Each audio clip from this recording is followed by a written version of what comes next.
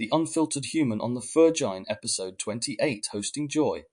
Letting others in again. Welcome back to the Unfiltered Human on the Fringe, the space where we strip away the layers, sit with the raw stuff, and talk about what most people skip past. Today we're exploring a moment that sits at the intersection of joy and vulnerability, the art of letting others into the life you've rebuilt. Opening the door to new or returning connections can be one of the most courageous steps you take. You've done the hard work of healing, setting boundaries, and shaping a space that reflects who you are now, but inviting someone in means trusting that they'll respect it. We'll look at the courage it takes to let people witness your growth, the discernment needed to protect your progress, and the delicate balance between sharing joy and maintaining boundaries. You'll hear personal reflection, grounded psychological insight, and practical strategies for creating space for connection without losing the self you've worked so hard to reclaim. Because connection matters, but so does the safety you've built. And it's possible to have both, so let's begin. The invitation that feels like a risk. This section explores the delicate intersection of vulnerability, discernment, and trust. Letting people into our rebuilt lives isn't just a matter of unlocking the door. It's about deciding how wide to open it and to whom. When you've spent time in solitude, healing, and strengthening your foundations, that first step back into connection carries a weight that others may not fully understand. It's not about fear or avoidance. It's about protecting the hard-won stability you've created and ensuring that those who enter can meet you where you are now, not where you used to be. It also means accepting that not everyone will fit into this new space. Some will try to draw you back into old dynamics. Others may misinterpret your boundaries as distance or disinterest. Hosting joy in this context requires courage, self-respect, and a willingness to risk being seen as you truly are, even if that means you won't be understood by everyone. It's about creating a welcome that feels warm without compromising the work you've done to rebuild.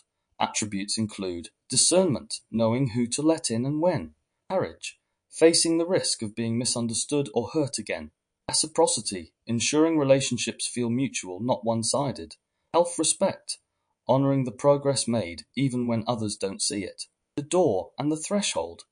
There's a moment in any rebuilding where the walls are up, the roof is in place, and for the first time in a long time, it feels safe inside.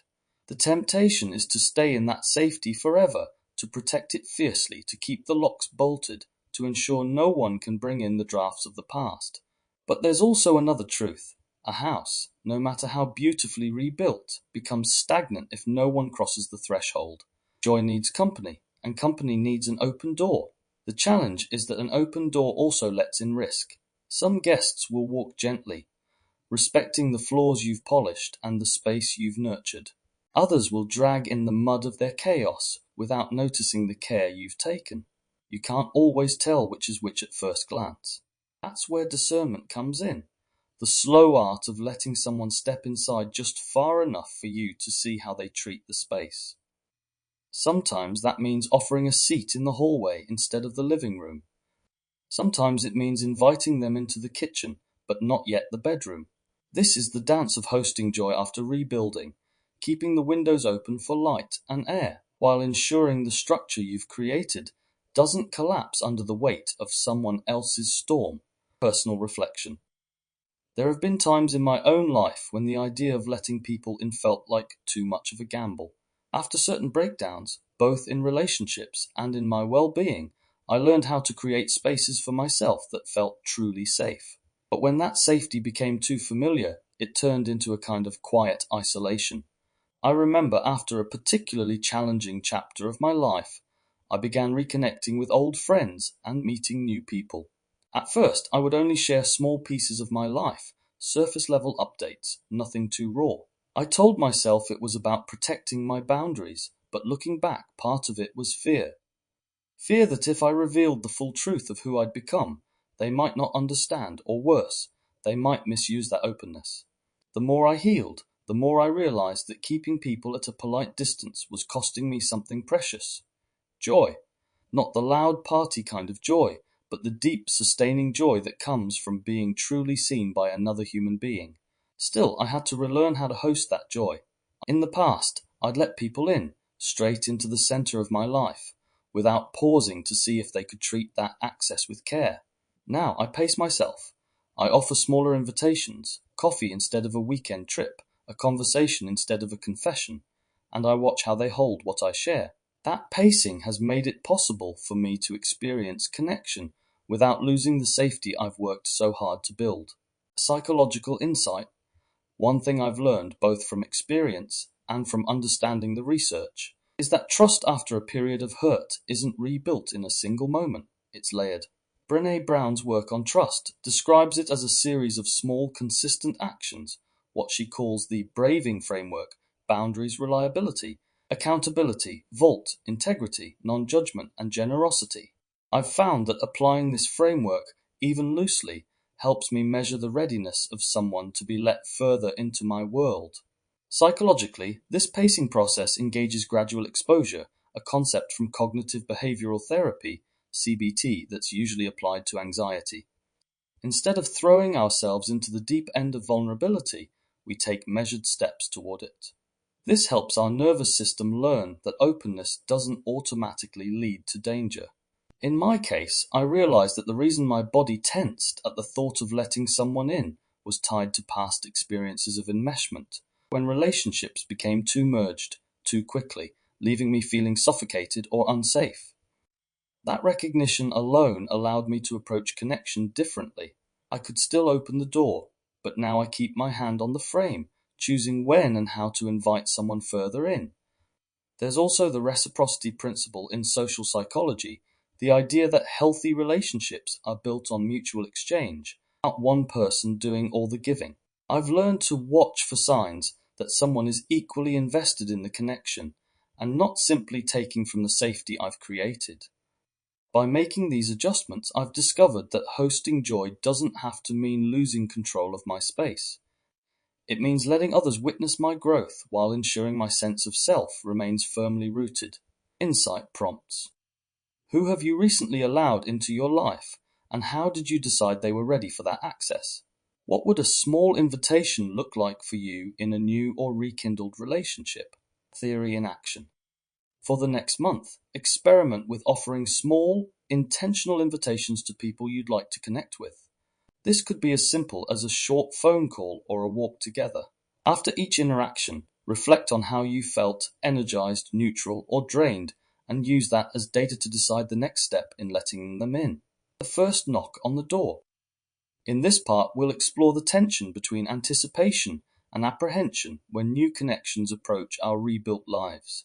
It's that delicate space where the heart leans forward with curiosity, yet the mind pulls back with caution. There's a certain excitement in wondering who someone might become to you, a source of warmth, shared laughter, or mutual support. But alongside that hope runs the awareness that a new person could also bring disruption, misunderstand boundaries, or reawaken old wounds. This is where the rebuilding process teaches us to pace ourselves. It's not about shutting the door, but about opening it slowly, allowing both you and the other person to adjust to the space you're sharing. We'll look at how to let connections grow at a natural rhythm, how to stay open without losing emotional safety, and how to notice the subtle signs that tell you when to lean in and when to step back. Attributes include anticipation, the excitement of a potential connection; apprehension, the protective caution that comes with experience; pacing, allowing connection to develop gradually; emotional safety, choosing interactions that align with your current stability; hearing the knock before you answer. Imagine being in your newly rebuilt home. Everything feels fresh, ordered, and finally yours again. Then comes the knock on the door. The sound is small, but it echoes through the stillness. You freeze for a moment, listening. Is it a friendly knock, light and expectant? Or is there a certain urgency and insistence in the rhythm? You can't know until you open the door, but that's the risk. The decision isn't just whether to answer, but how. You could throw it open and welcome them in without question. You could keep the chain on, letting them speak through the small gap. Or you could simply call out from inside, gauging their tone before letting them cross the threshold. For many of us, that knock represents both possibility and danger. It's an opportunity for new joy, but also a potential for disruption. Answering too quickly can mean letting chaos into a space that's still tender. Waiting too long can mean missing a connection that might have enriched our lives. Personal reflection. There have been times in my life when I've answered that knock too quickly, swept up in the possibility of connection. I remember one particular friendship that started with mutual enthusiasm. We shared ideas, laughter, and a sense of curiosity about each other's lives. But I didn't pause to notice the small signs that our values might not align. As the friendship grew, so did the moments of tension. I'd mention a personal boundary, and it would be met with playful dismissal, nothing aggressive, just small nudges to see if I'd bend. In the past, I would have ignored these moments, telling myself they were harmless, but with the work I'd done on myself, they felt louder. Eventually, I realized I'd let them into my inner circle too soon. It wasn't about blaming them, they were simply being themselves, but about recognizing that I hadn't paced the connection in a way that honored my own needs. Since then, I've learned that the first knock isn't a command to open the door fully. It's an invitation to gather more information before deciding how far to let someone in. Psychological insight. In psychology, this measured approach is supported by the concept of boundary testing. Often, when someone is new to your life, they will, consciously or unconsciously, test the edges of your boundaries to see how flexible they are. Terry Cole, a psychotherapist known for her work on boundaries, describes this as a natural part of relationship building. The key is in how we respond with clarity, consistency, and without over-explaining. From my perspective, I've noticed that my earlier tendency to open the metaphorical door wide was linked to a people-pleasing pattern, wanting to be liked and accepted at the expense of my comfort. This often comes from a history of conditional acceptance, where our younger selves learned that being accommodating secured approval. By shifting my approach, I've applied what psychologists call the gating process, the idea that intimacy develops in stages, each one requiring evidence of trustworthiness before moving forward. This allows me to observe how someone treats my smaller boundaries before giving them access to more significant parts of my life. In practical terms, this might look like sharing a personal story and seeing how they respond.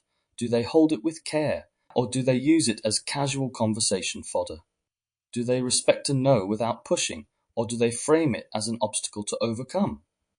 These small observations become the blueprint for deciding how far the door should open. Insight prompts. When someone new enters your life, what signs do you look for to decide whether to deepen the connection? How do you currently balance the excitement of connection with the need for self-protection? Theory in action. The next time you feel drawn to a new connection, give yourself a 3-step check. 1. Pause before agreeing to any big commitment of time or energy. 2. Test with a small, low-stakes interaction that matters to you. 3. Evaluate how you feel afterwards, lighter, heavier, or neutral. Only move forward if the interaction supports your sense of stability and self-respect.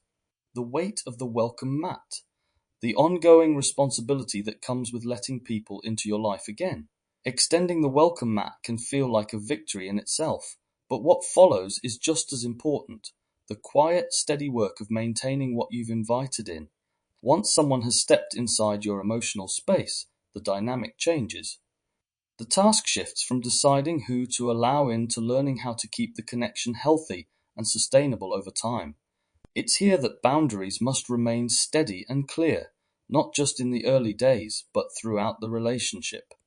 The temptation to overextend yourself in the name of keeping the peace or preserving harmony can be strong, especially if you've spent years prioritizing the comfort of others over your own. We'll explore how to sustain a relationship without losing yourself in it, how to check in with your own needs as the connection develops, and how to remain fully present in a way that honors both you and the other person. Attributes include sustained boundaries, keeping your limits clear beyond the initial connection. Relational maintenance, nurturing the relationship without overextending yourself. Have check-ins, monitoring your emotional state as the connection develops. Authentic presence, staying true to yourself while engaging with others. When the mat gets heavy, The welcome mat at your door seems light enough at first. It's simply there, an unspoken sign that visitors are accepted. But here's the thing. Once someone's over it, you take on a subtle kind of weight. It's the weight of new expectations, unspoken agreements, and the constant dance between giving and protecting. You might find yourself wondering, am I sharing too much too soon? Am I giving too little? Sometimes this weight builds gradually, a small hesitation here, a slightly uneasy feeling there.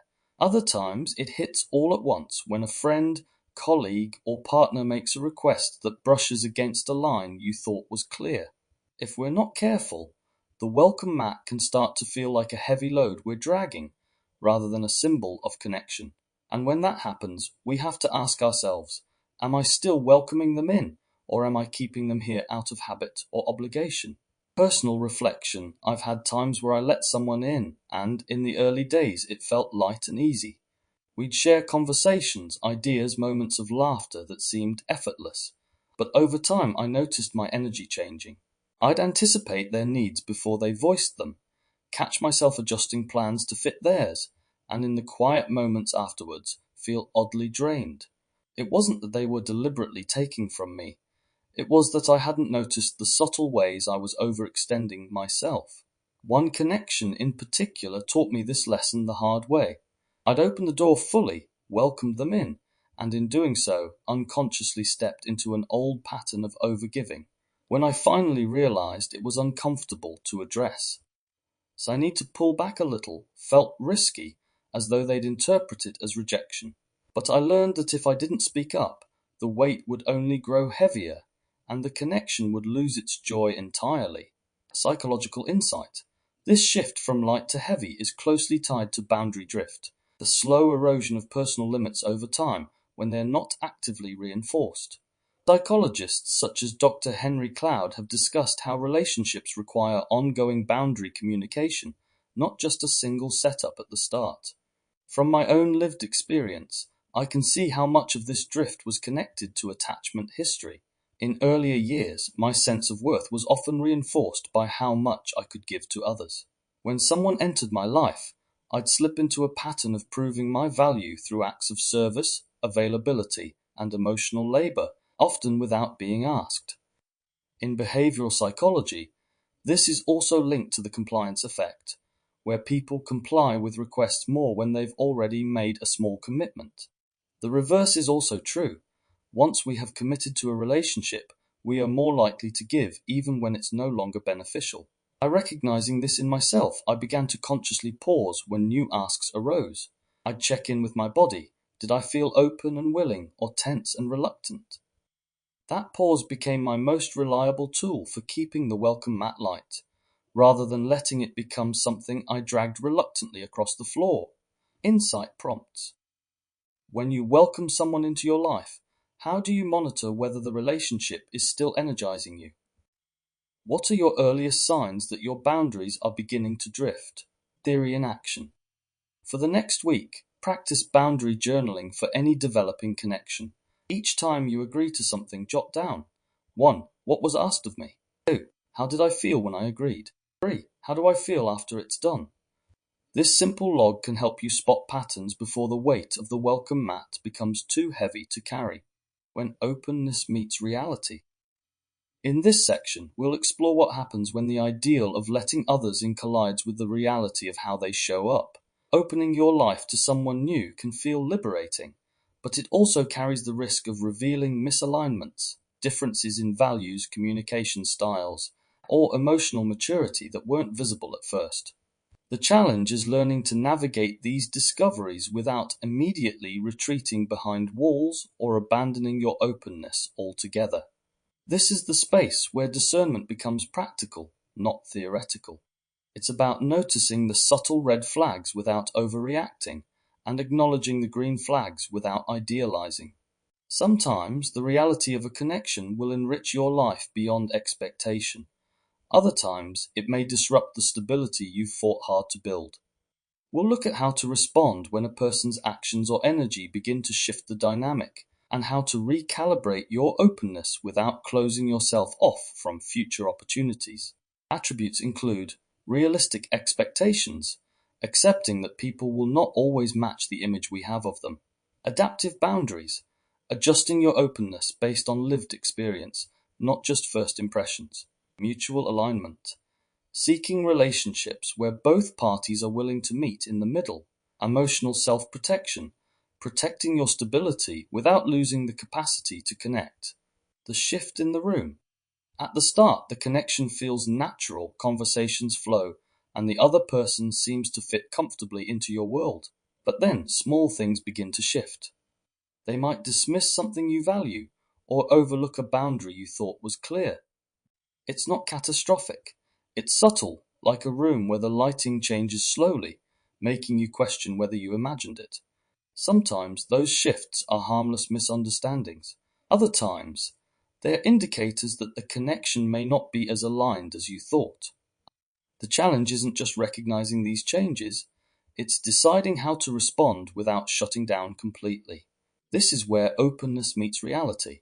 You are still willing to let someone in, but you are also willing to walk them to the door if their presence begins to compromise your peace. Personal reflection. I've experienced situations where someone's presence in my life started in harmony but slowly began to create tension. There was one particular connection where, in the beginning, everything felt light and mutually respectful. Over time, small remarks made me pause, comments that challenged my boundaries, subtle digs, or an assumption that my time was endlessly available. At first, I brushed them off, telling myself they were just small oversights. But the more I ignored them, the more they built up in the background. Eventually, I realized I was feeling anxious before our conversations, questioning whether I'd need to defend my choices or compromise on my values to keep the peace. That was my wake-up call, the moment I understood that my openness was starting to cost me my emotional stability. What helped me was not swinging to the other extreme of complete withdrawal, but adjusting my openness. I didn't have to slam the door. I could simply close the window a little. I could be warm without being available at all hours, listen without over-explaining, and engage without giving away the parts of myself that needed protecting. Psychological insight. One concept that shaped how I approach these situations is boundary elasticity, idea that boundaries can expand and contract based on new information and lived experience. Dr. Henry Cloud and Dr. John Townsend, Boundaries. In practice, it means your initial level of openness isn't permanent. It's an evolving response to what you learn about a person over time. In my own experience, the pull to stay open often came from an old habit of people-pleasing, the belief that closing myself off, even slightly, would be seen as rejection or disapproval. But the reality is that healthy openness doesn't mean unlimited access. Another useful concept is relational authenticity. Staying true to your values and emotional needs sometimes means reducing the depth of connection with someone, even if they haven't done anything overtly wrong. I've learned that the moment I start feeling drained or defensive more often than I feel understood, it's a sign that my openness is outpacing the level of trust and alignment in the relationship. Recognizing this has allowed me to see boundary adjustments not as failures, but as active steps in protecting my peace, a conscious choice to maintain space for the connections that truly nourish me. Insight prompts. Have you ever kept a connection more open than felt comfortable out of fear of hurting someone's feelings? What subtle shifts in behavior or energy signal to you that it's time to adjust your boundaries? Theory in action. The next time you sense a shift in a connection, pause before reacting. Ask yourself, what has changed and how is it making me feel? Then, instead of cutting the connection completely or ignoring the discomfort, experiment with adjusting one small boundary, such as how quickly you respond, how much personal detail you share, or how often you initiate contact. Observe how this adjustment impacts both your emotional well-being and the dynamic itself. The preservation of energy flow. When we invite people into our rebuilt lives, the exchange of energy becomes just as important as the exchange of words. Some connections are like fresh air, leaving you energized and inspired. Others, even unintentionally, can drain your focus, slow your momentum, or cloud your emotional clarity.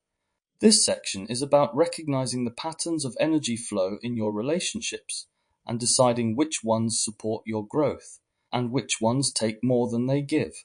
Maintaining openness doesn't mean tolerating dynamics that leave you depleted. It means creating a balance where your generosity of time, attention, and care is matched by reciprocity, respect, and mutual investment. It's a reminder that your energy is a finite resource. Protecting it isn't selfish. It's an act of self-preservation that ensures you can nurture not just others, but also your vision for the life you've worked so hard to create. Attributes include energetic awareness, recognizing how different interactions affect your mood and focus. Reciprocity, expecting a balance of giving and receiving in your relationships. Self-preservation, protecting your emotional reserves without guilt. Conscious withdrawal, choosing to step back from dynamics that consistently drain you. The gradual leak, imagine carrying a bucket of water you've spent months collecting, each drop representing the progress, stability, and peace you've built. At first, you're protective of it, holding it steady so nothing spills. Then, as you invite people into your life, you notice tiny holes forming. It's not malicious. It might be as simple as someone leaning on you too heavily, assuming you'll always be available, or not respecting the space you've carved out for your own needs. But the effect is the same. Slowly, the bucket gets lighter, and you're left wondering why you feel so drained. Guarding the energy flow is about identifying those leaks early and making repairs before the bucket runs dry. It's not about shutting people out. It's about making sure the relationships you maintain don't quietly undo the work you've done to refill yourself. Personal reflection. I've had periods in my life where I couldn't understand why I felt so exhausted, despite having reduced my workload and created more personal space. Eventually, I realized that the exhaustion wasn't coming from my schedule. It was coming from certain interactions. One situation stands out. A connection that started with light, easy conversations slowly became heavier. The person began calling me only when they were in crisis, expecting me to be available at a moment's notice. Initially, I leaned into my instinct to help, convincing myself that I could manage it.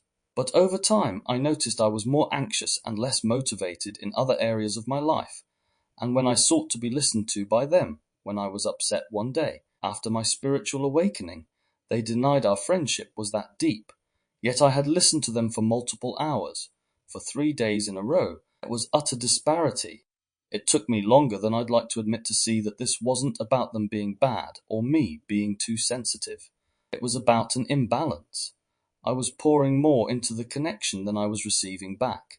Once I acknowledged that, I began setting small boundaries, taking longer to reply, redirecting conversations, and sometimes declining calls when I wasn't in the right headspace. At first, it felt uncomfortable, like I was letting them down. But the relief I felt when I protected my energy confirmed that I'd made the right choice. I wasn't closing the door on the friendship. I was making sure my bucket stayed full enough to water my own life as well. Psychological insight 1.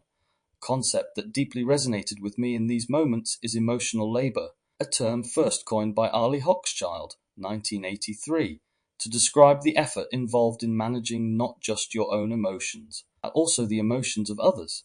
While originally used in the context of paid work, it applies just as much to personal relationships. When emotional labor is one-sided, it can quickly lead to burnout. I've noticed that my tendency to give more than I receive is often tied to old patterns of over-responsibility, feeling like it's my job to keep the peace, fix situations, or make others feel better. Over time, I've learned that this kind of constant emotional output isn't sustainable.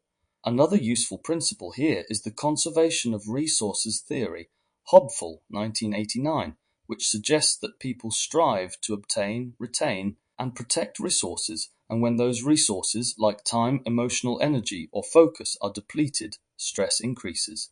For me, this theory helped reframe boundaries as a proactive way to prevent resource loss, rather than a defensive reaction after the fact. When I started tracking my energy, noticing which interactions left me lighter and which left me heavier, I began to see patterns that were invisible before.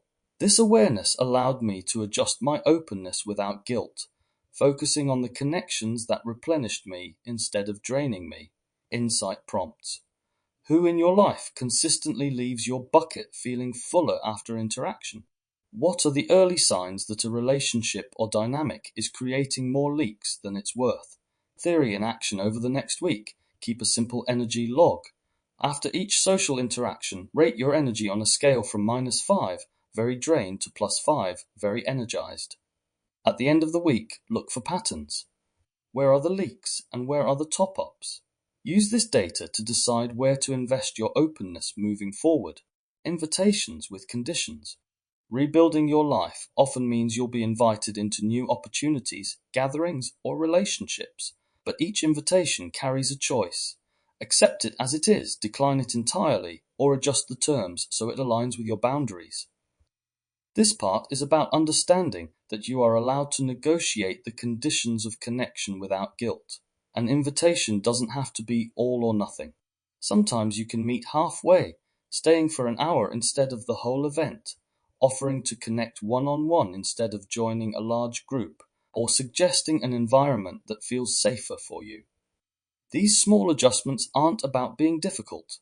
They're about protecting the emotional stability you've fought to establish. When you treat invitations as flexible rather than fixed, you reclaim your power in the dynamic. You don't have to disappear from the world to protect yourself. You just have to ensure your engagement doesn't erode your inner foundation. Attributes include negotiated engagement, shaping connection to fit your needs, health permission, letting yourself decline or adapt invitations without shame, clarity, communicating what works for you without over-apology, aligned participation, choosing involvement that supports your well-being. The door ajar, think of your life as a home you've rebuilt from the ground up. The door isn't locked, it's ajar, signaling openness. But there's a threshold, and not every guest gets to cross it in the same way. Some might be invited to sit in the living room, others might only stand in the doorway for a quick chat, and a select few might be welcomed into your kitchen to share a meal. This flexibility doesn't make you unkind, it makes you a conscious host. You know which spaces are ready to be shared and which are still too tender. The door stays open, but the depth of access depends on the relationship, the timing, and your current capacity. Personal reflection. I've had times where I've felt torn between wanting to say yes to everything and knowing deep down I didn't have the capacity for it. One situation stands out. I was invited to a large birthday party not long after going through an emotionally heavy period. I wanted to be there for the person, but the idea of spending hours in a noisy, crowded space felt overwhelming. Instead of declining completely, I offered a compromise. I'd come early to help set up, share a coffee, and spend some quieter time with them before the crowd arrived. They agreed, and it turned out to be one of the most meaningful interactions we'd had in months. I left before the noise and chaos began, feeling both connected and grounded. I've learned that I don't need to accept every invitation in its original form.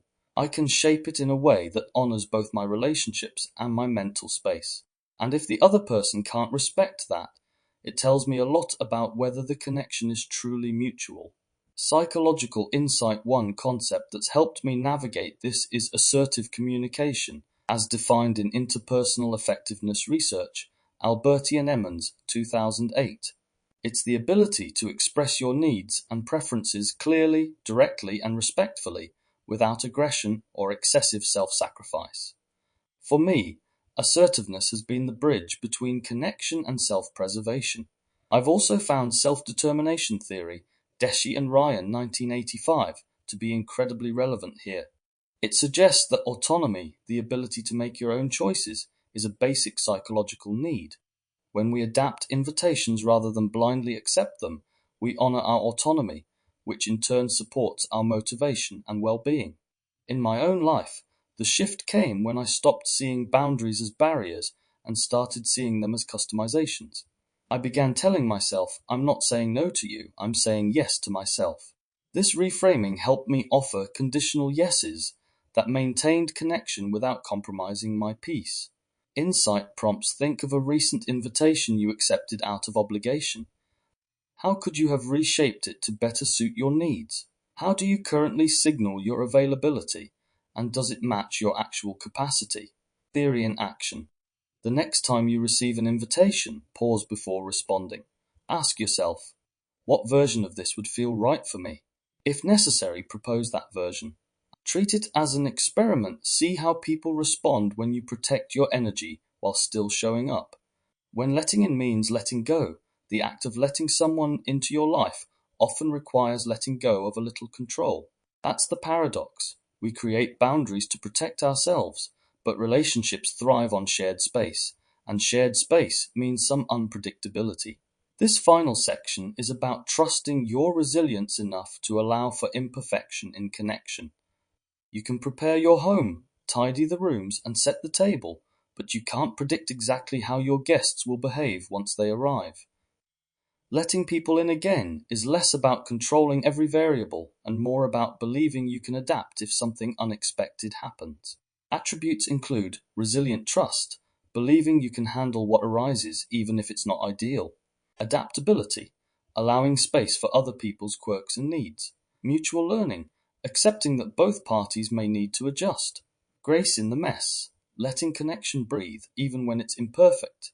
The untended garden picture, a garden you've spent months cultivating after years of neglect. You've removed weeds, nourished the soil, and planted seeds with care. Now it's growing, but when you invite someone in to walk through it, they might step somewhere you wouldn't. Maybe they brush against a delicate flower, or leave the gate open longer than you'd like. You could choose to see this as a threat, a sign they don't value your work. Or you could see it as part of the exchange. They don't know your exact blueprint. They're experiencing the garden for the first time, and their presence will be different from yours. Yes, there may be small disruptions, but there's also the chance they'll notice beauty you've stopped seeing, or point out something you've missed entirely. Inviting someone into your life is like inviting them into your garden. The challenge is allowing the interaction without losing sight of your vision. Personal reflection.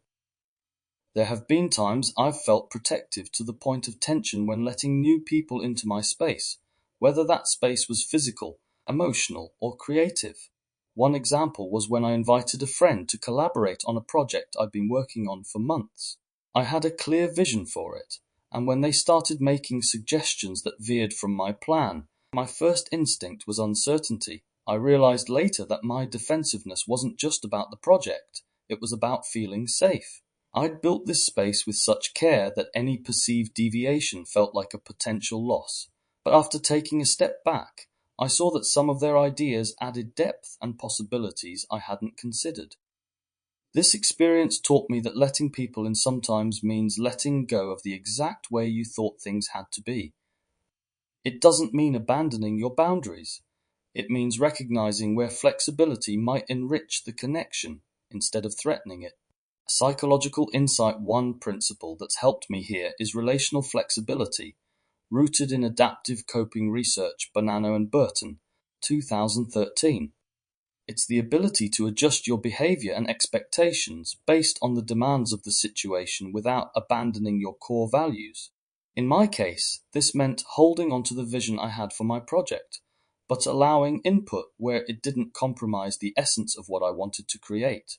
Another relevant concept is trust calibration, Lewicki and Bunker, 1996, the process of adjusting trust levels as new information comes in. Rather than placing full trust immediately or withholding it entirely, you allow trust to expand or contract based on lived experiences with that person. For me, this meant not giving away the entire garden all at once, but allowing access to more areas as mutual respect proved itself over time. In my journey, I've realized that the willingness to loosen my grip in safe, deliberate ways has often deepened relationships instead of weakening them. The more I trust my ability to recover from small disruptions, the less fearful I am of letting others in. Insight prompts. Where in your life are you holding on too tightly out of fear of disruption? How might you experiment with allowing a little more flexibility without compromising your values? Theory in action. The next time you feel defensive about letting someone into your space, pause and name what you're protecting. Then ask, would loosening my grip here actually harm me, or could it create something unexpected and valuable? Try a small act of flexibility and observe the result. The threshold of joy letting others in after you've rebuilt isn't about throwing the doors wide open. It's about choosing who gets to cross the threshold and when. Some will understand your new boundaries immediately. Others might push against them, not out of malice, but because they haven't learned how to move in a space built with care. And a few will simply not be ready for the version of you that exists now, the one who knows what you need, what you will no longer accept, and what makes you come alive. When you host joy, you're not just sharing a moment, you're sharing the work it took to get here. That's sacred. It's not for everyone, and it's not meant to be. The ones who can meet you in this space will come with open hands, not taking more than is offered, and leaving more light than they found. You've been listening to the Unfiltered Human on the Fringe. Until next time, stay human, stay awake, and keep your door open, but only to those who knock with respect. James Miller. If you found value in today's episode, you may also be interested in my broader project, The Inversiverse, a series exploring the hidden architecture of perception, identity, control, and consciousness. Across 20 episodes, The Inversiverse dissects indoctrination, language, media manipulation, dark psychology, belief systems, and the evolution of self in the digital age. You can find all episodes of The Inversiverse on Facebook, YouTube, Rumble, and Substack by searching this place called Earth. These ideas aren't shared to convince you, but to invite you to think, feel, and perceive more consciously in a world designed to keep you distracted. Overview of The Inversiverse, a journey through the mirrors of mind, culture, and control. Episodes 1 to 3 introduce foundational ideas around indoctrination, perception, and manipulation. Episode 4 explores how language, symbols, and cultural norms are used to shape thought. Episode 5 investigates control systems, media narratives, and the illusion of choice. Episodes 6 to 7 dives into collective belief structures and the psychology of mass behavior. Episode 8 focuses on marketing, control theory, game theory, and critical thinking. Episode 9 covers love, relationships, human mating, gender dynamics, and red-blue pill ideologies. Episode 10 unpacks dark psychology, the occult, Satanism, and the dark triad personality types. Episode 11 the simulated self examines identity, ego, and the rise of post-human consciousness. Episode 12 the spell of the mind inquires into language, illusion, and physiology of thought. Episode 13 conscious seduction, journeys through persuasion, propaganda, and the unseen forces of the mind. Episode 14 the myth of sanity sheds light on madness, genius, and the edge of perception. Episode 15 the algorithmic mind probes influence, identity, and invisible architects. Episode 16 the noise of knowing reveals overload, obsession, and the age of infinite information. Episode 17 belief machines delves further into language, desire, and the engine of reality. Episode 18 submerged signals examines how the unseen shapes the self. Episode 19 the alchemy within traces, food frequency, and the forgotten intelligence of the body. Episode 20 encoded flesh scrutinizes and opens up to the forgotten language of the body, DNA, and biological consciousness.